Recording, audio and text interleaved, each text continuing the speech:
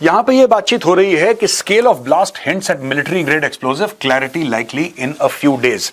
जैसा मैंने बोला, ये लोग देखिए अलग अलग एंगल्स को इन्वेस्टिगेट कर रहे हैं, अलग अलग एंगल्स। अब मिलिट्री ग्रेड एक्सप्लोजिव क्या है दोस्तों?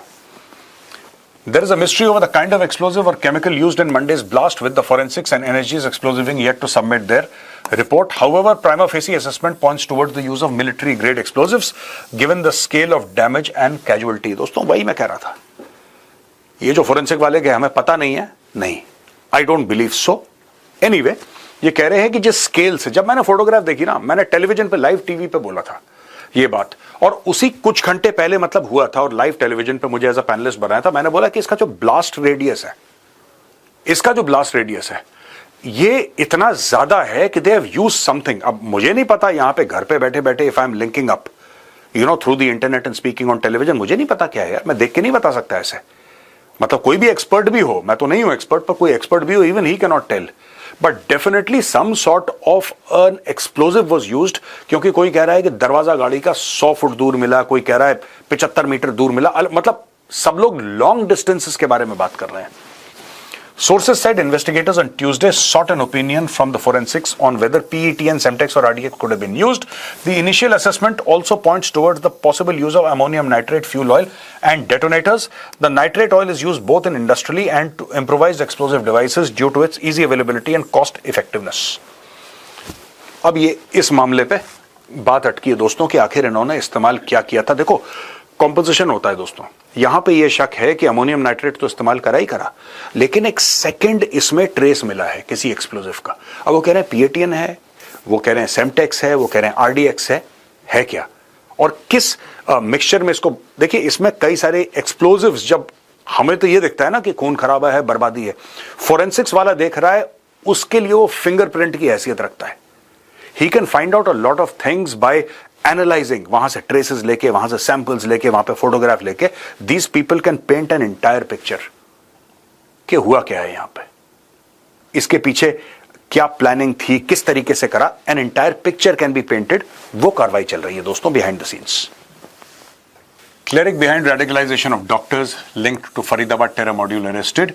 दोस्तों, imam from Jammu and Kashmir Shopian Irfan Ahmad Wagha was arrested on Tuesday, a day after the Faridabad explosives bust and the blast near Delhi's Red Fort triggered a multi-agency probe.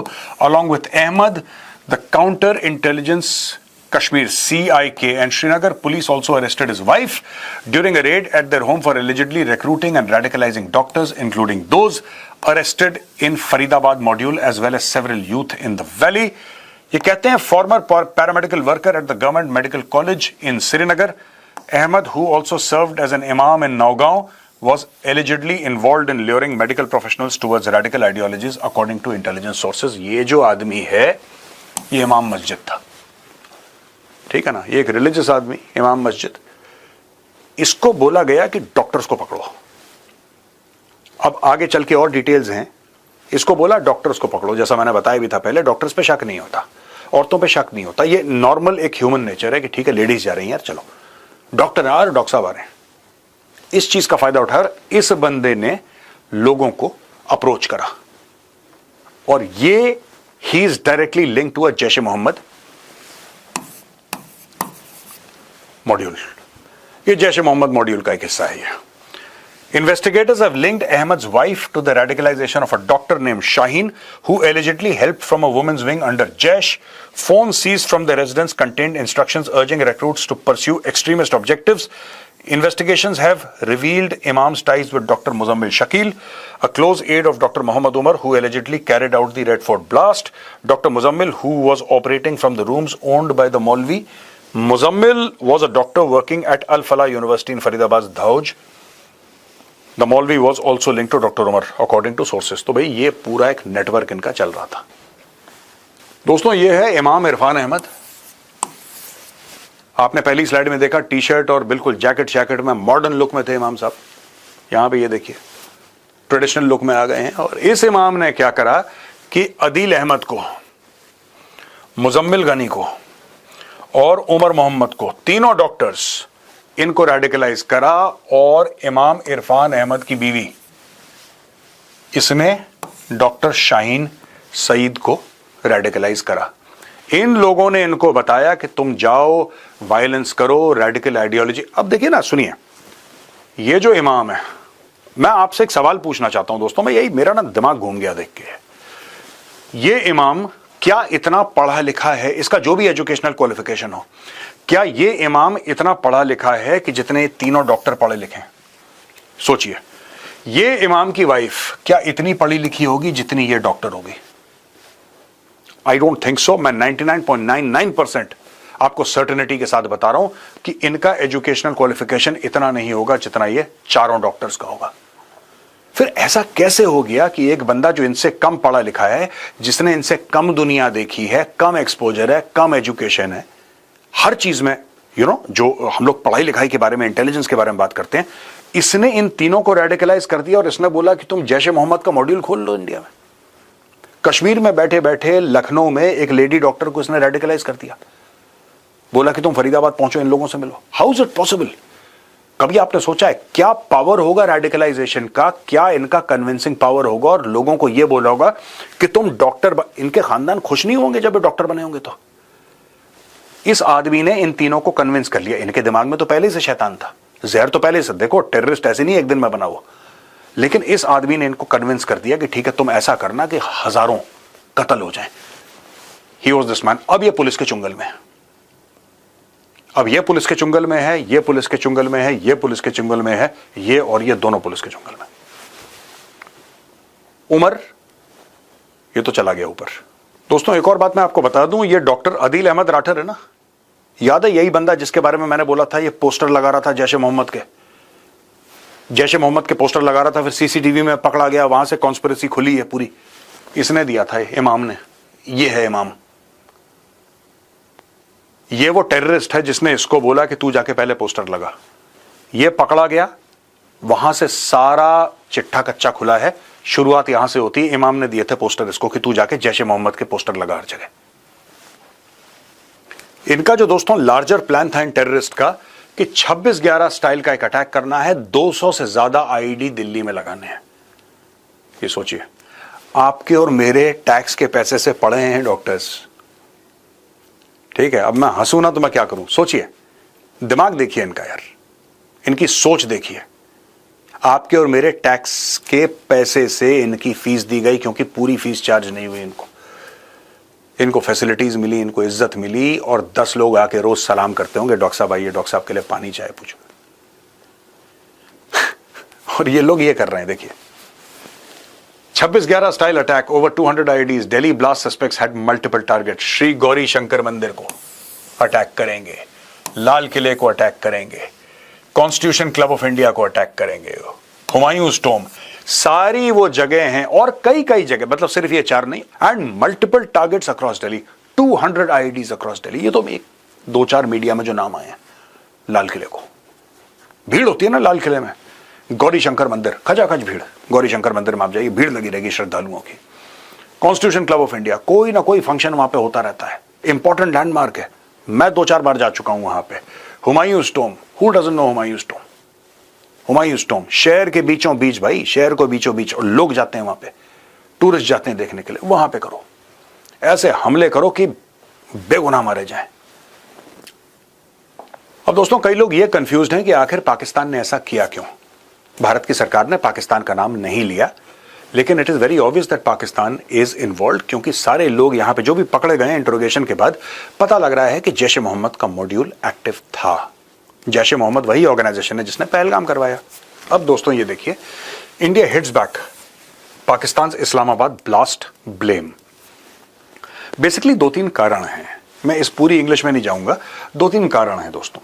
Shahbaz शरीफ ने यह बोला कि ये जो ब्लास्ट है इस्लामाबाद में, जिसमें 12-13 लोग मारे गए हैं, 1-2 दर्जन घायल हैं, ये भारत ने करवाया है, ऐसी बोल दिया उसने।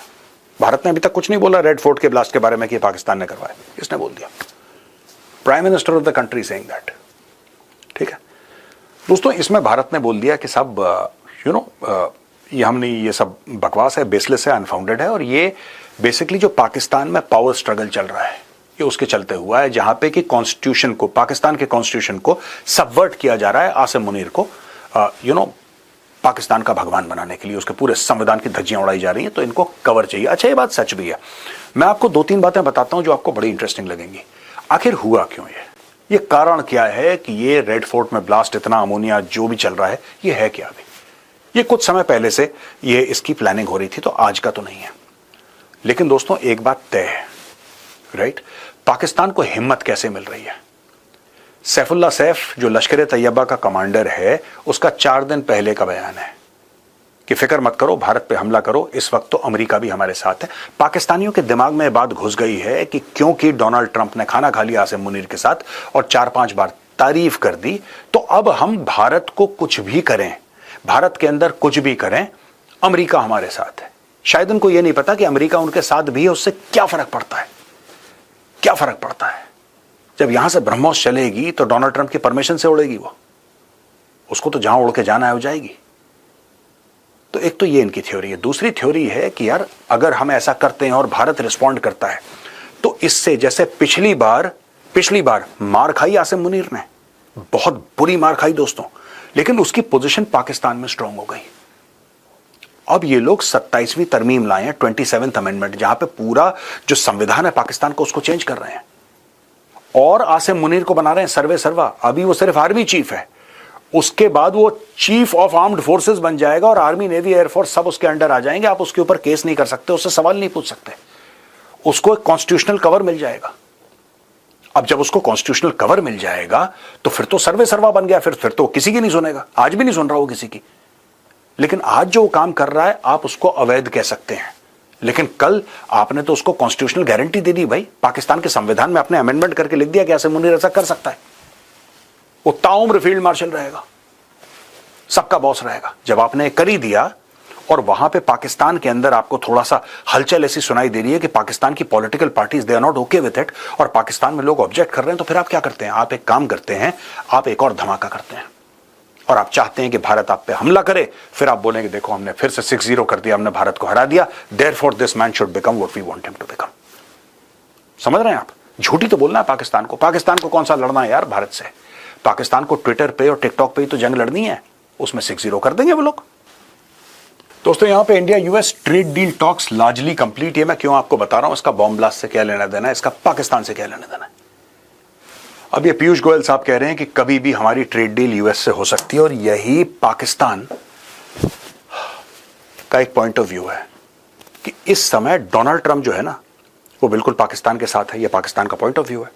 सच तो यह है कि डोनाल्ड ट्रंप किसी के साथ नहीं है, वो सिर्फ अपने और अपने परिवार, वो अमेरिका के साथ नहीं है, पाकिस्तान के साथ क्या होगा। लेकिन ठीक है, रावलपिंडी के जनरल्स को ऐसा लगता है कि डोनाल्ड ट्रंप उनके साथ है, बिल्कुल उनका सगा हो रखा है इस वक्त, हमें कोई कुछ नहीं कह सकता। पाकिस्तान का दिमाग तब जा रहा है जब अमेरिकन्स एक्चुअली द अमेरिकन्स वर इन अफगानिस्तान, और उस समय पाकिस्तान अपने न्यूक्लियर वेपन्स बना रहा था। कई लोगों ने बोला साहब ये न्यूक्लियर वेपन्स बना रहा है, उस समय अमेरिका को जरूरत थी पाकिस्तान की, और क्योंकि अमेरिका को पाकिस्तान की जरूरत थी, America turned a blind eye towards Pakistan and the AQ Khan network. Abdul Qadeer Khan था ना, वो न्यूक्लियर मटेरियल का स्मगलर, जो पाकिस्तान का कहते हैं father of the Pakistani atom bomb, वो स्मगलर, वो क्रिमिनल, उसके नेटवर्क को अमेरिकन ने चलने दिया दोस्तों। जब अमेरिकन ने उसके नेटवर्क को चलने दिया, क्योंकि अमेरिकन को पाकिस्तान की मदद चाहिए थी अफगानिस्तान के अंदर कलेश करने के लिए। अब यही चीज है कि डोनाल्ड ट्रंप कहता है उसको बगराम एयरबेस चाहिए, यानी कि कौन लेके देगा? जाहिर सी बात है पाकिस्तानी अपने ही फौजियों को कटवाएंगे ना उसके लिए। गोरा तो नहीं कटेगा, कटेगा तो पाकिस्तानी फौजी, मरेगा तो वो। अब इन सब के लिए यह है कि पाकिस्तानी मान गए हैं कि क्योंकि अमेरिकन को हमारी दोबारा एक बार जरूरत पड़ती है अफगानिस्तान में या कहीं और उनको हमारी जरूरत पड़ेगी गाजा में जाने के लिए, कुछ और काम करने के लिए प्रो इजराइल, इसीलिए हमारे लिए बिल्कुल रास्ता साफ है, भारत के अंदर कुछ भी करो अमेरिका कुछ नहीं बोलेगा। यह पाकिस्तानियों का एक मानना। दूसरी चीज ये वाली चीज कि भारत जो है एक बहुत बड़ी ट्रेड डील साइन कर रहा है। हम भारत को कुछ भी करें, इस वक्त अगर भारत ने जवाबी कार्रवाई करी तो हम ऐसा गंद मचाएंगे पूरी दुनिया में कि ये जो अमेरिका के साथ ट्रेड डील है ये खतरे में पड़ जाएगी, और भारत इसको अफोर्ड नहीं कर सकता, ऐसा पाकिस्तानी समझते हैं। भारत अफोर्ड नहीं कर सकता कि ट्रेड डील खतरे में पड़े। ये सारे के सारे कैलकुलेशंस आसिम मुनीर के दिमाग में चल रहे हैं, और ये एडवेंचरिज्म का कारण यही फैक्टर्स हैं जो आसिम मुनीर के दिमाग में। दोस्तों मैं आपको एक बात एंड में बता देता हूं कि जिस दिन कंक्लूसिव प्रूफ मिल गया कि इसके पीछे पाकिस्तान है और ये जैश ए मोहम्मद का मॉड्यूल है और इसका पाकिस्तानी आर्मी से इस मामले में, रेड फोर्ट के मामले में क्लियर कट एंगल है, राइट? अभी तक भारत ने पाकिस्तान का नाम क्यों नहीं लिया? मेरी थ्योरी है दोस्तों, मुझे लगता है मेरी थ्योरी सही है। मेरी थ्योरी यह है कि इस बार जब भारत पाकिस्तान पर वार करेगा तो ऑपरेशन सिंदूर के जितने भी सबक थे ना, including information warfare, including public perception, including diplomacy, सबको फैक्टर इन करके तब भारत कार्रवाई करेगा। अब देख लेना, पूरा प्रूफ है, पूरा सब कुछ है, दुनिया को समझाया जाएगा और उसके बाद इत्मीनान से पाकिस्तान की कुटाई होगी। ये वीडियो यहीं पे खत्म होता है दोस्तों। पसंद आए तो इस वीडियो को लाइक जरूर करिएगा। जय हिंद, वंदे मातरम, भारत माता की जय।